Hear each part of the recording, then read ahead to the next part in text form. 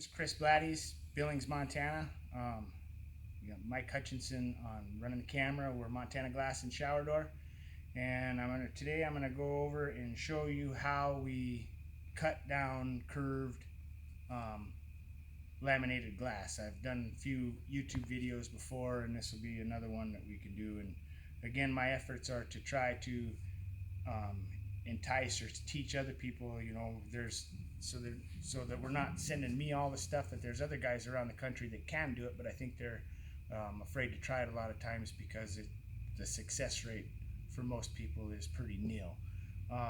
I figured out ways of doing it just from doing it so much that there are ways that you can do it and alleviate or mitigate that chance of breaking the glass where you're not wanting to break it. So, and I'm just going to show you real close how I do it today and cut down. What we have here is there are a couple of quarter windows for a 52, I think, Chevy pickup. They're from Sterling Hot Rods over in Virginia. My friend Britt over there sent out a couple of patterns. They chopped the top on a Chevy pickup, and these are the little quarter windows. Everything else is flat and pretty easy and self-explanatory, but I got to get these side windows cut down. And I'll tell you that most of the time, well, all of the time, the factory ones came tempered, and you can't cut down tempered glass on these particular kind. Well, on any kind, you can't cut tempered glass. Once it's been tempered, it's in its state, and if it breaks at all, it's going to break in a million little pieces. So you have to get laminated glass, and we actually there's a company called Sanders Reproduction Glass over, I think they're in Vancouver, and they stock a lot of laminated curved parts. So a lot of times you can find, say, a back window for a 52 Chevy car, you know, a big old curved piece of glass, and they come from the factory with tempered glass, but they actually stock laminated ones over there. So if you wind up having to chop one down or something like that, you can do that. Same with the windshields. They got, you know, tons of different, they got most of the windshields I ever call them for. So anyway, we can talk about that later. But Britt sent me these patterns, and basically there's a couple of different ways to make the patterns, and this material works real good. It's like a thinner cardboard, especially on them curved parts, and this has only got one curve. It's not a compound curve where it curves this way too. So fairly easy to build a pattern of that. I will say that it does make a difference when you make the pattern, the position that the pattern is in relation to the inside and outside of the pinch weld, because as you, the thickness of the glass, basically, if you make your pattern of the outside of the piece, or on the outside of the channel where the glass goes, it'll be the outside of the curve of this glass. But if you make it to the inside of it, it's going to be smaller inside than it is outside. And so this one here, when I put the pattern up here, it's 1/8 of an inch short on both sides. So the pattern was made to go from the inside, and it just makes a difference for when you go to cut it. And so we lined that up, and basically all I did was held that there and took a black marker on the inside and drew what I needed to cut off of it, and just transferred that right over to that.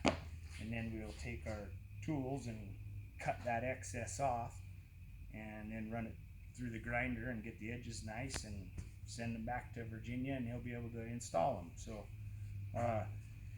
basically I don't honestly know the physics involved with how curving the glass works, but I know that there's heat involved, and when glass gets heated up and then bent, you know, or laid into something, and then it gets curved like this, and then as it cools off, it wants to straighten itself back out just a little bit, and so that stress in the glass is what causes the runs to break off of your score. That's what causes that. So I figured out ways in how I cut it to alleviate that stress fairly evenly, so that it's not pulling too hard and causing something to run. So I would take something like this, and it's got, you know, rounded corners on both sides, but it's got a fairly long straight stretch right here. So I'm just going to take and run my cutter right across that straight stretch for now and run a nice fairly straight line there. I might come at a little bit of an angle and curve it just a little bit because it is all the way rounded, but I'll stay right on that, and then I'll come back and I'll score the two ears on the side. And when I do that, if I was to try to run them all at once and do one score and break it that way, when you go to crack it, the way it pulls on it, 99 times out of 100, it's going to crack off on right here. And you can't control what direction that crack runs off of your score. It's just something that's in the glass. And once it starts down that path, it's hard to get it routed back up onto the original score. If it breaks off and runs out to the outside of the glass, that's no big deal because we're cutting that off anyway. So we just want to keep all of our scores, or all of our runs, don't let them happen in the part where we're trying to save. So, and when I use these oil filled cutters, I think it's a Toyo, and it's got the head depresses, this little spring in there, and as you do that, it wicks oil down onto the roller, onto the thing that scores the glass. And you got to do it with an even pressure. You can't start and stop. You have to, you know, start on one edge and go all the way and keep that pressure even. And that's what's hard about this, is because you're going over an uneven surface. If it was just flat on the table, that's easy to keep the constant pressure, but it's a little bit harder when you're doing with the curves. So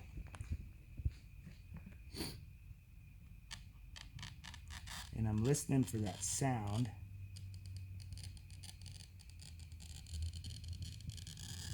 And I can hear it biting down into the glass. You don't want to go too hard because then it makes a hot score and it makes things break kind of funny. So that touch of that is honestly the most important part.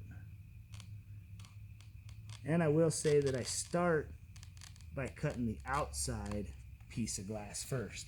So again, this is laminated glass, and there's 2 layers of glass and 1 layer of plastic in between them. So you actually wind up having to score things twice and break it twice,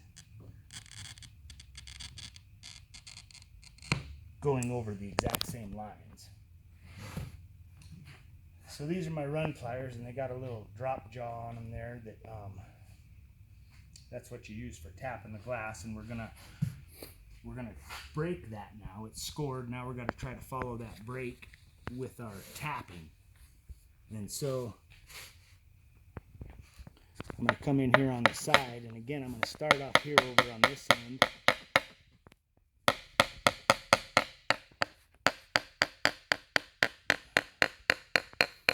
And I'm beating on that right underneath of the score.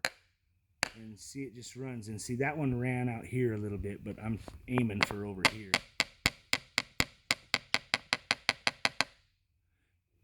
And then I'll take my pliers and I'll wind up finishing off these corners just with my pliers. And I can control where that break is going. This one I'll start.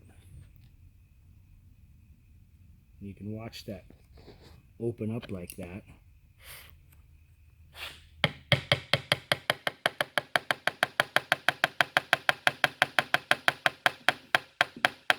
A lot of times when you got 2 scores coming together, that very last bit is hard to get them to jump over to each other, but it's really important that you do get them to jump over to each other and connect, because, and you also have to make sure that that glass is broke clean on that whole side.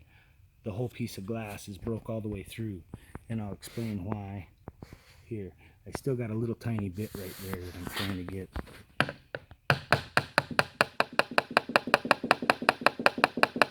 And it's not wanting to go. I'm not going to push it too hard. I'm going to go the other direction now and cut this inside piece. And then that'll alleviate some more of that stress that's in the glass. Once I get rid of all that, then it's pretty easy. So again, I'm going exactly over my other score on the other side, which is easy to see now because it's broke. The glass is broke. And again, it's going to be hard to do that and follow this curve all the way across and keep that pressure consistent.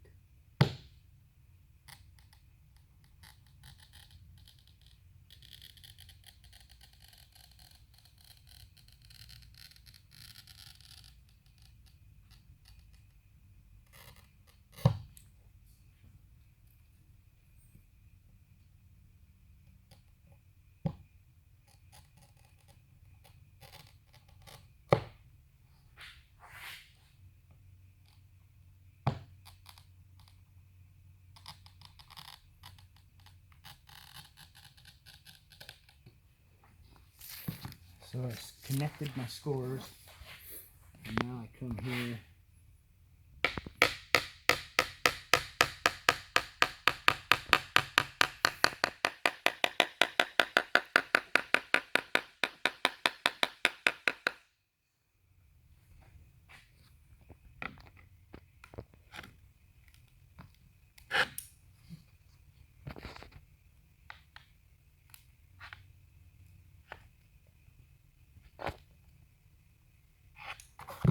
Now I gotta look at things real close and make sure they're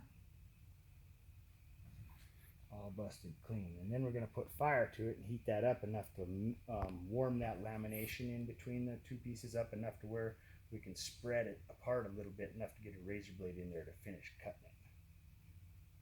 So looks good.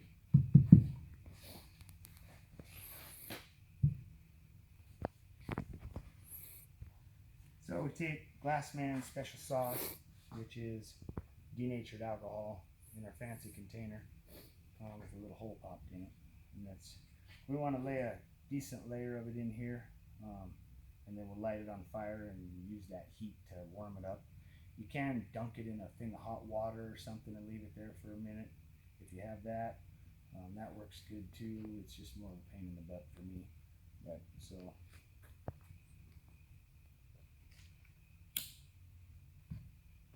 And you barely see the flame.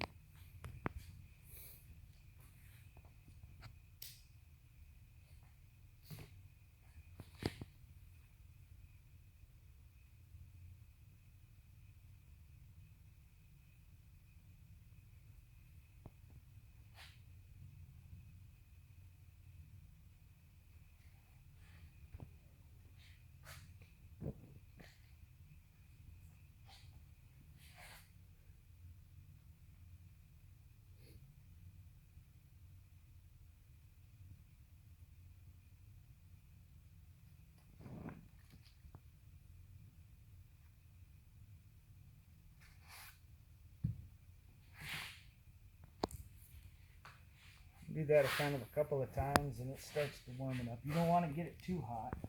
And see, now I got a little bit of flex. It stretches that lamination out a little bit, and I can get a razor blade right in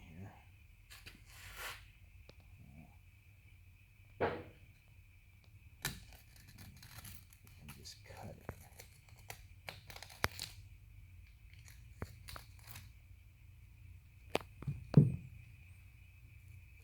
Same thing on these.